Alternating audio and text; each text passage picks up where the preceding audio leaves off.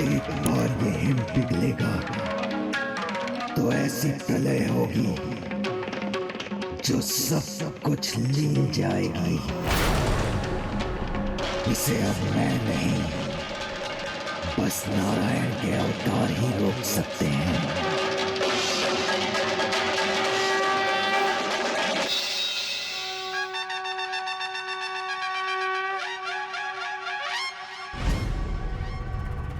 यदि मेरे हाथ में कोई उपाय होता तो मैं अवश्य करता।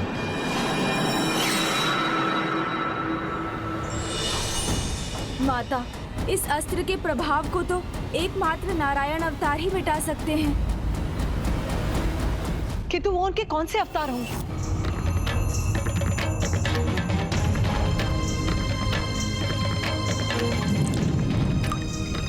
शीघ्रता करो गणेश, क्योंकि ये हिम अब पिघलने ही जा रही है। इससे होने वाली महाप्रलय सब कुछ नष्ट कर देगी।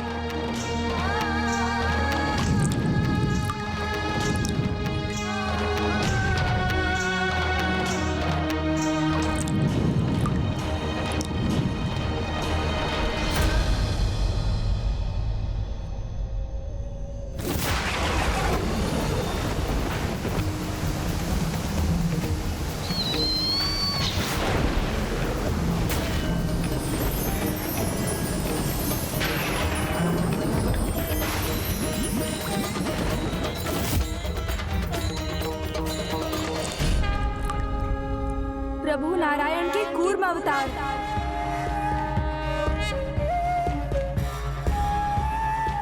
कूर्म अवतार?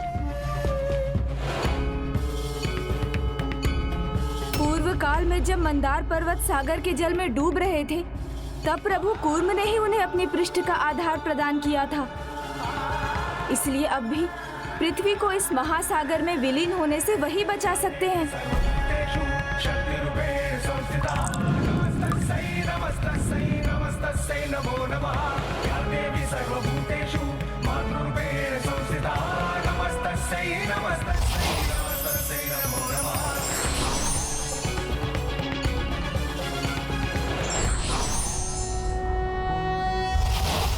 शान्ताकारं भुजगशयनं पद्मनाभं सुरेशं विश्वाकारं गगनसदृशं मेघवर्णं शुभांगं लक्ष्मीकान्तं कमलनयनं योगिहृदध्यानगम्यं वन्दे विष्णुं भवभयहरं सर्वलोकैकनाथं।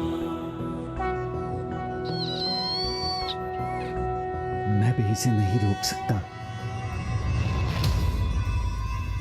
किंतु मैं वचन देता हूं कि जब ये सब समाप्त होगा। प्रभु नारायण के कूर्म अवतार की जय। प्रभु नारायण के कूर्म अवतार की। नारायण के कूर्म अवतार।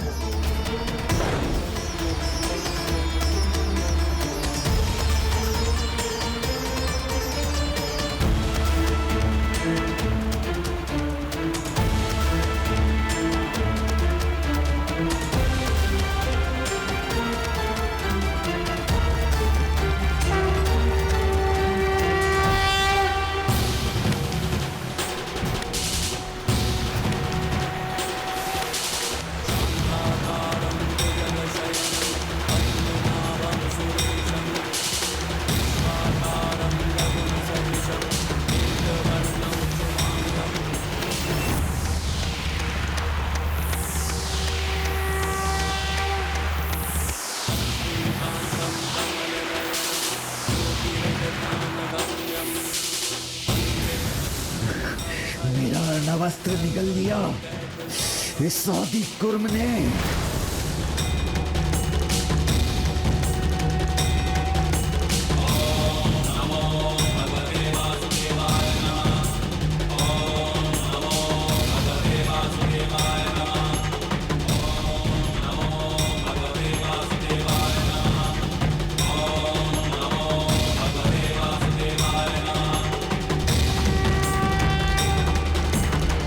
ये विनाश रुक गया है स्वामी। आपकी समस्या का समाधान हो गया है स्वामी। आइए अब अपनी पुत्री को ढूंढते हैं। हमारी पुत्री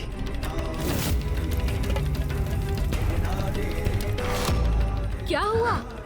हमें उसे ढूंढने में विलंब नहीं करना चाहिए स्वामी। योद्धा हूं मैं, युद्ध कर रहा हूं। उसे अधूरा छोड़कर मैं कहीं नहीं जा सकता।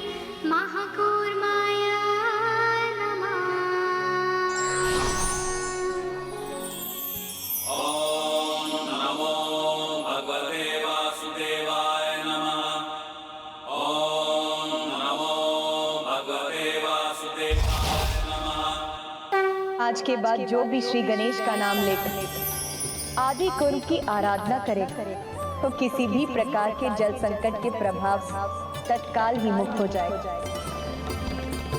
इतना ही नहीं, जलाशय के निकट जाने या जल पर यात्रा करने पर उस प्राणी और उसके परिवार पर सदैव श्री गणेश के साथ प्रभु आदि कुर्म की कृपा सदैव बनी रही।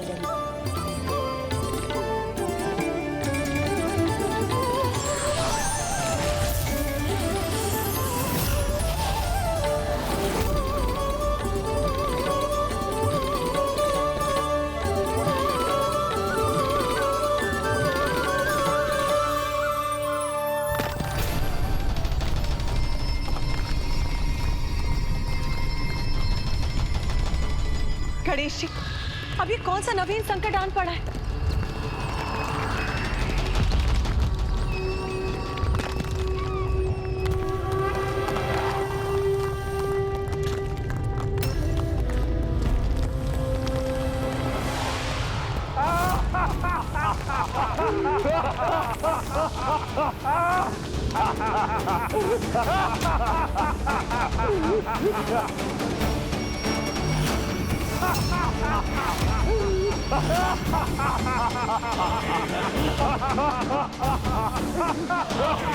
इतने बलशाली ये दो असुर कौन है जो माता के श्री रथों को भी उठा सकते हैं?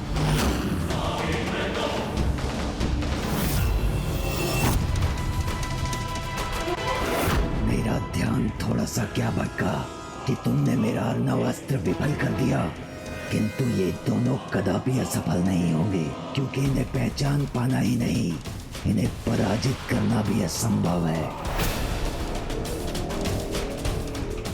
जो तुमने किया है उसका दंड तो तुम्हें भुगतना ही होगा भंडासुर।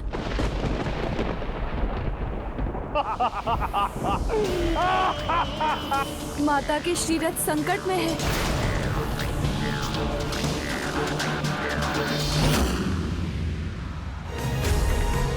निशस्त्र खड़ी है माताओं की सेना।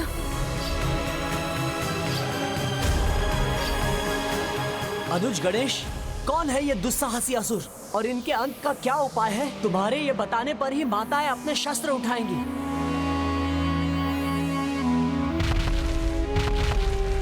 यही प्रश्न तो मेरे मस्तिष्क में भी गूंज रहा है, किंतु बिना इन असुरों को पहचाने इनके अंत का उपाय माता को बताना संभव नहीं।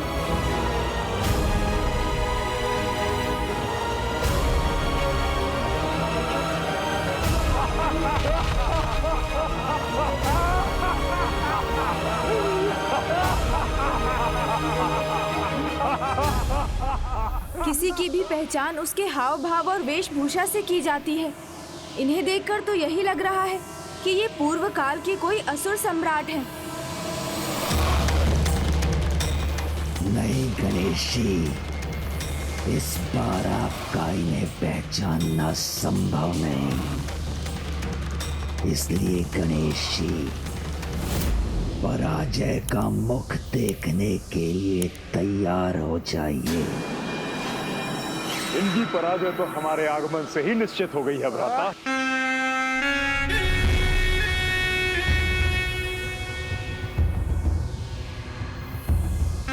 युद्ध भूमि में अस्त्र विहीन खड़ी है ये देवी सेना। तो फिर इनका शीघ्र अंत कर अपना कार्य संपन्न कर लेते हैं हम लोग।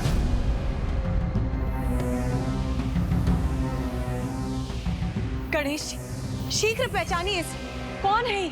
और इनका अंत कैसे होगा? अंत तो निश्चित है। अंत किसी को धोखा नहीं देता, वो तो सामने आता ही है।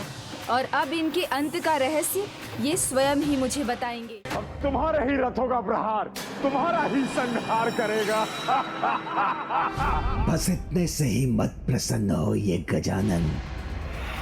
इनके रण कौशल से देवियों का अंत तो होगा ही, आपके अचंभे की सीमा भी पार हो जाएगी।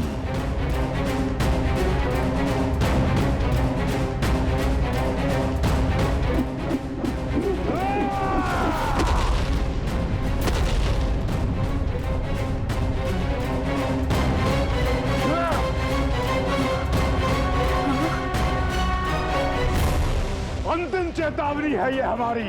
अपने अस्त्र उठाओ और युद्ध करो हमसे, अन्यथा हमारे अस्त्र कुचल देंगे तुम्हें। इतनी शीघ्रता क्या है? सच्चा योद्धा अपने शत्रु के वार की प्रतीक्षा करता है। उनके परिचय का गुप्त रहना तो उनके भावी विजय का प्रतीक है। उसे उन्हें किसी पर उजागर नहीं करना चाहिए। नहीं, मैं इन्हें अपना परिचय नहीं देने दूंगा। हाँ, उचित है। शत्रु को तो अवश्य पता होना चाहिए कि सामने वाला योद्धा कौन है। हम हैं। कुछ मत कहना, क्योंकि तुम्हारे परिचय का गुप्त रहना ही तुम्हारी शक्ति है।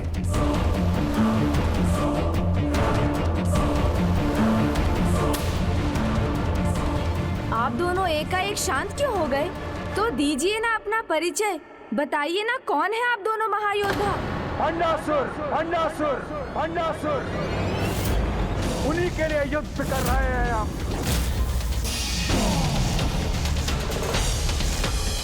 आपके लिए एक ही नाम महत्वपूर्ण है, असुर महानायक भंडासुर, उन्हीं के लिए युद्ध कर रहे हैं हम। ओह, तो आप दोनों महाबली असुर किसी अन्य असुर के अधीन हैं। ये कैसा दुर्भाग्य है आपका। मुझे तो लगा था आप अतीत की परछाइयों से अपने नाम पर लगे कलंक को मिटाने आए हैं। स्वयं सम्राट होकर क्या आप ये नहीं चाहेंगे कि संपूर्ण संसार आपको आपके नाम से पहचाने, ना कि भंडासुर के सैनिकों के रूप में जाने?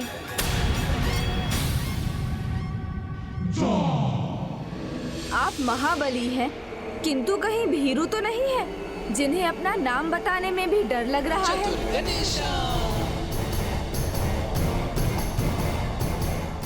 नहीं नहीं, कुछ मत कहो तुम दोनों। माता पराशक्ति, श्री माता ललिता के श्री रथों को उठाने वाले महापराक्रमी असुर किसी अन्य के सेवक नहीं, महायोद्धा, महासम्राट हैं। ये जगत को ज्ञात होना ही चाहिए, इसलिए गुप्त मत रखिए, अपने नाम बता दीजिए।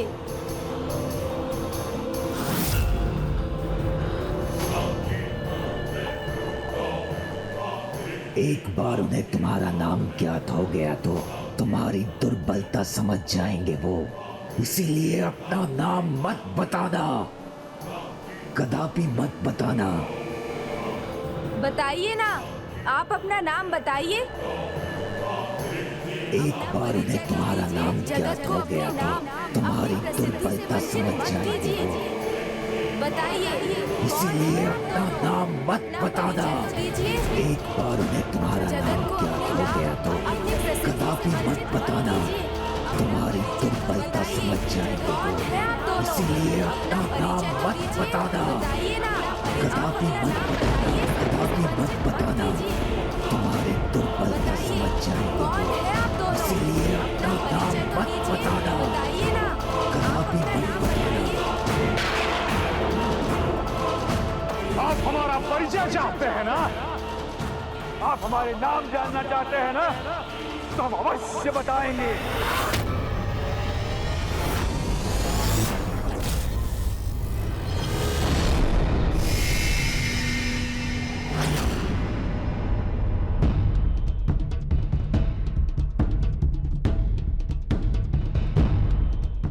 आप हमारा परिचय चाहते हैं ना?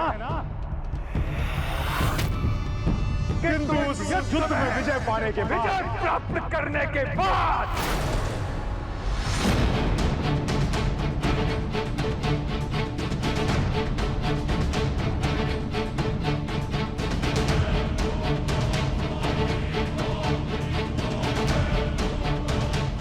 और हाँ, आप सभी का सर्वनाश करने के बाद जगत को अपना नाम भी बताएंगे हम। ओह, तो अभी बताने से भयभीत हैं आप? क्या इसीलिए कि कहीं आपकी पराजय हो गई तो आपके नाम पर एक और कलंक लग जाएगा? संसार आपको तुच्छ असुर मानेगा, जिन्हें एक नया अवसर भी मिला किंतु वो पुनः पराजित हो गए। सत्य है ना? पराजय के भय से ही अपना नाम नहीं बता रहे हैं ना आप? चतुर गणेशा।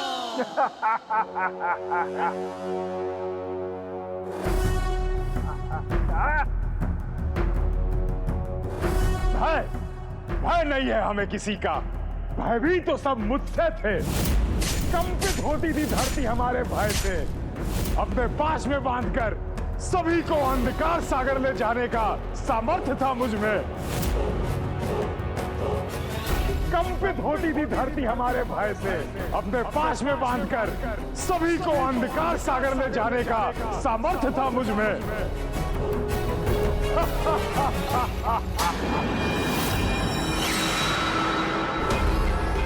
मत कहो कुछ, शांत हो जाओ।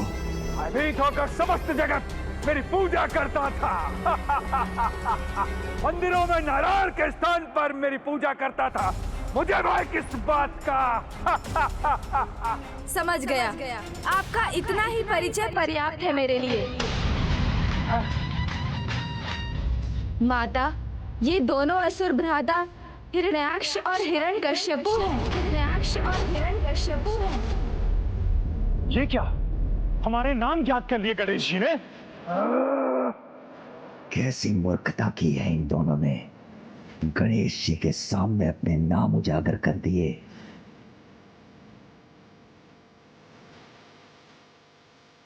माता, संसार को बंधन में बांधकर अंधकार के सागर में धकेलने का दुष्कृत्य एकमात्र हिरण्याक्ष ने किया था।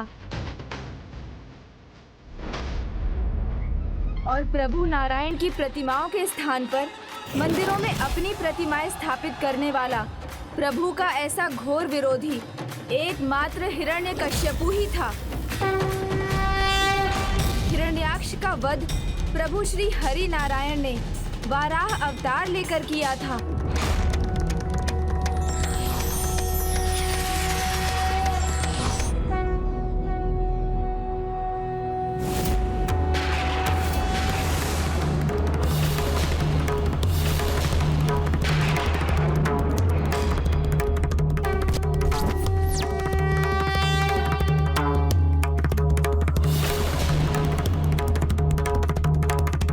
और हिरण्यकश्यपु का वध प्रभु नारायण ने अपने नरसिंह अवतार में किया था।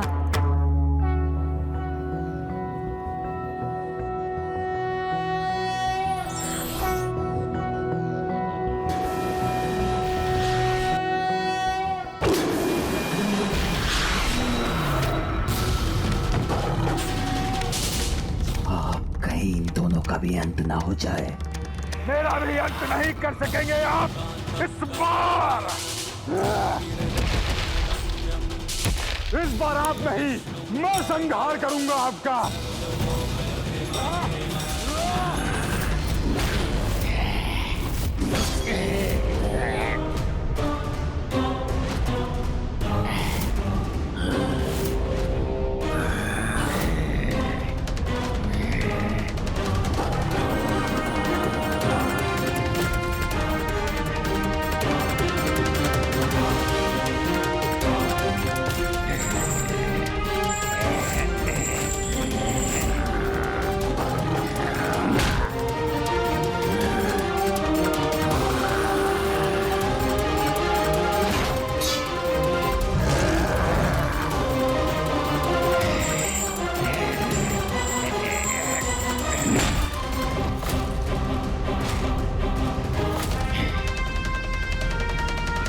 युद्ध के आरंभ में ही ये दुष्ट तो माया युद्ध लड़ना चाहता है।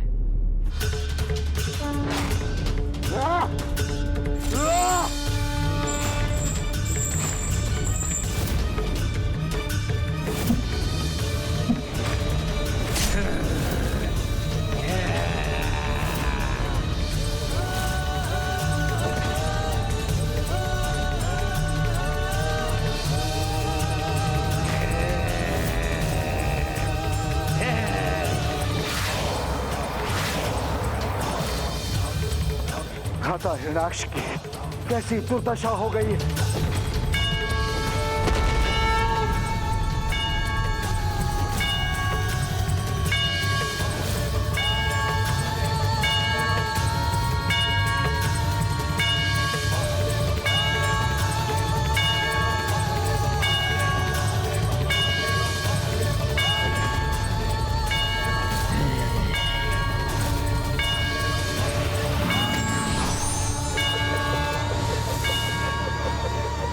नहीं, अपने वारों से रोक लूंगा इनके प्रहार।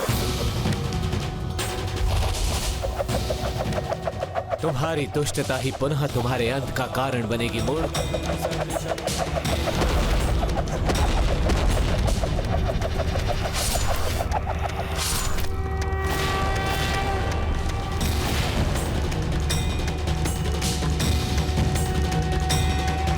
नारायण अवतार प्रभु श्वेत वाराह की नारायण अवतार प्रभु श्वेत वाराह की नारायण अवतार प्रभु श्वेत वाराह की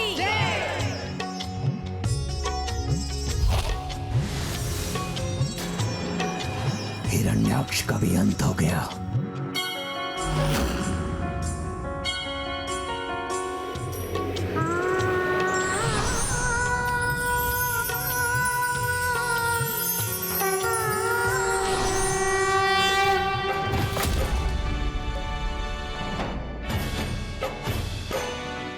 खाता हिरण्याक्ष के वध का प्रतिशोध लूंगा मैं। अंत है तुम्हारी नियति है हिरण्यकश्यपु।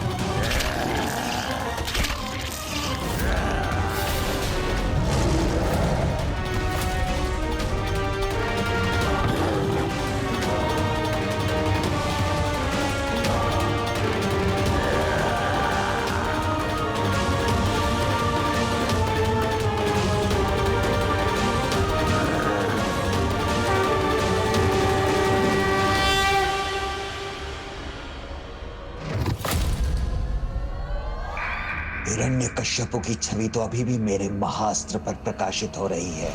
इसका मतलब हिरण्यकश्यप तो अभी भी जीवित है।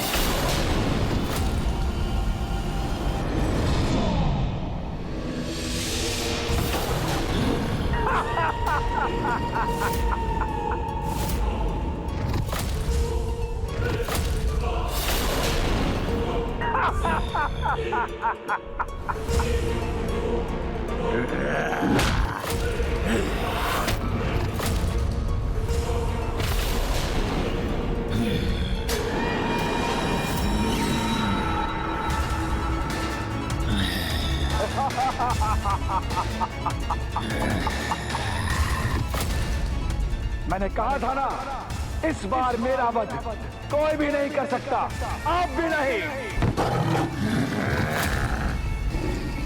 हिरण्यकश्यप में जीवन भी है, साहस भी है और शक्ति भी। इसकी मृत्यु तो प्रभु नरसिंह के द्वारा ही हुई थी, फिर ये बच कैसे गया? न दिवस में न रात्रि में, न भीतर न बाहर, न आकाश में न पाताल में, न नर से न देव से, न मंत्र से न तंत्र से मेरे प्राण किसी से भी न जा सके। तथास्तु तथास्तु तथास्तु।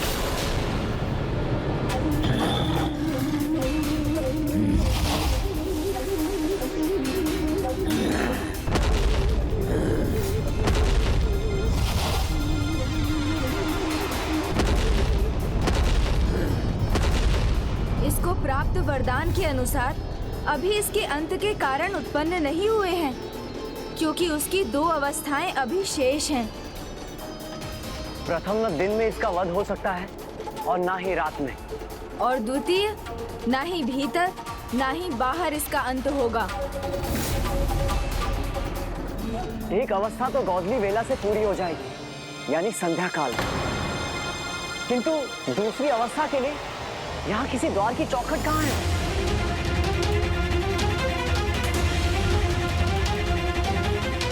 आशावादी को हर एक कठिनाई में भी अवसर दिखता है। वो किसी भी चुनौती के लिए तैयार रहता है, चाहे वो समय का हो या अन्य किसी परिस्थिति का।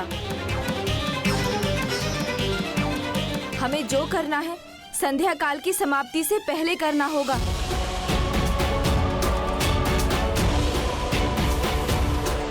हिरण्यकश्यपों की मृत्यु की पहली परिस्थिति गोधूली वेला तो आरंभ हो गई है, परंतु उसकी मृत्यु की दूसरी परिस्थिति न भीतर न बाहर को पूर्ण कर पाना गणेश जी के लिए असंभव है।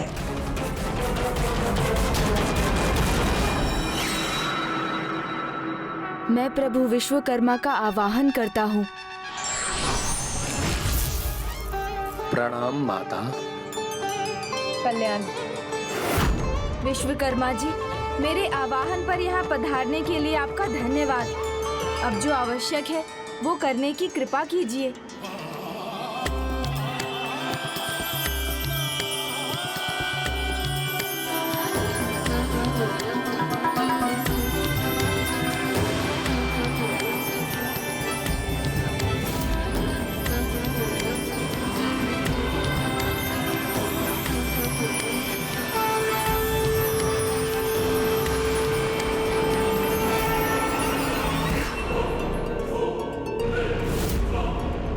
ये क्या स्वामी, गणेश जी ने तो द्वार के चौखट की व्यवस्था भी कर दी। किंतु गोधूली वेला समाप्त होने से पहले ये कार्य कदापि संपन्न नहीं होगा।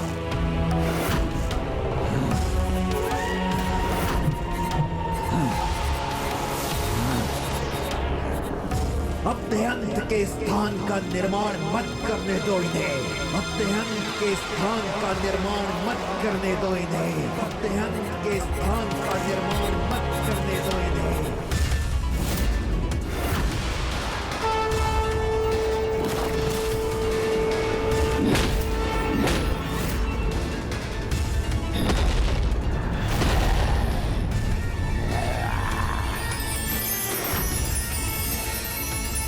नहीं, ये मैं कदापि नहीं होने दूंगा।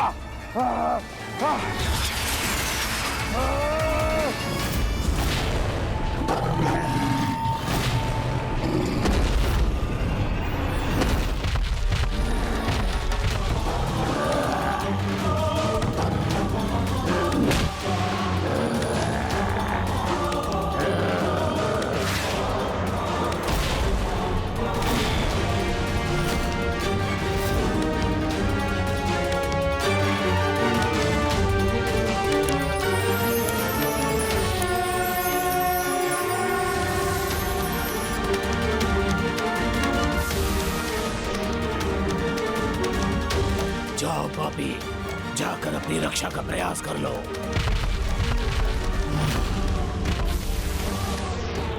गोधूली बेला आरंभ हो चुकी है।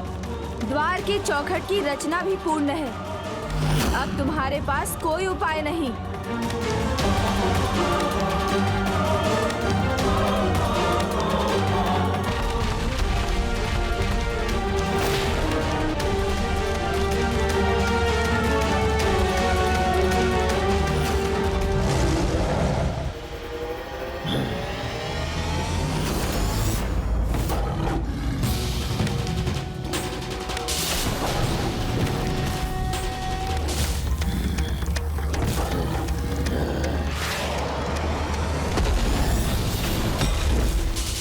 तुम्हारे अंत की हर एक बाधा मिट चुकी है।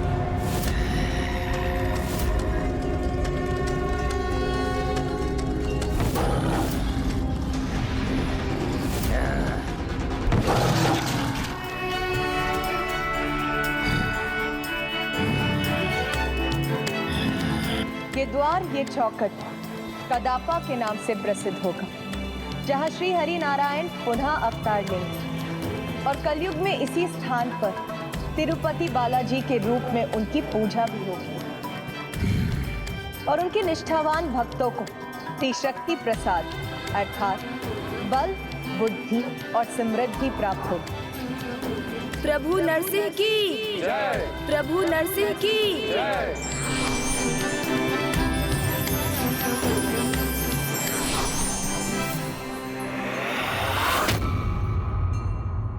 आप युद्ध में पराजित होकर अभी भी युद्ध में लगे हैं। हमारी पुत्री हमारी प्रतीक्षा में होगी।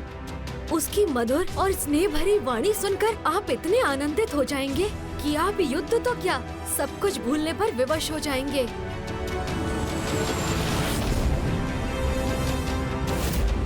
चलिए ना स्वामी, हमें अपनी पुत्री को ढूंढना है। बस, मुझे ज्ञात है हमारी पुत्री भोली है, निर्दोष है और वो तो क्या आप हमारी पुत्री से मिल चुके हैं? हमारी पुत्री सच में मीठी बातें बोलती है, इसलिए तो क्या स्वामी? बताइए ना असुर महानायक, इसलिए तो क्या?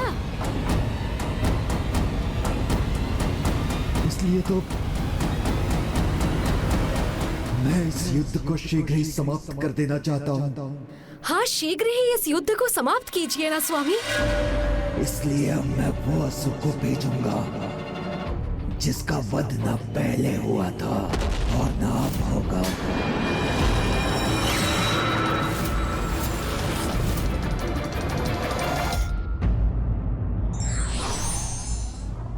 सारे मार्ग बंद होने पर भी आशावादी व्यक्ति अपने लिए एक नया मार्ग ढूंढ लेते हैं। विघ्नहर्ता श्री गणेश के अद्भुत शक्तियों से भरे वीडियोस देखने के लिए चैनल को सब्सक्राइब करना न भूलें और साथ ही बेल आइकॉन भी दबाएं।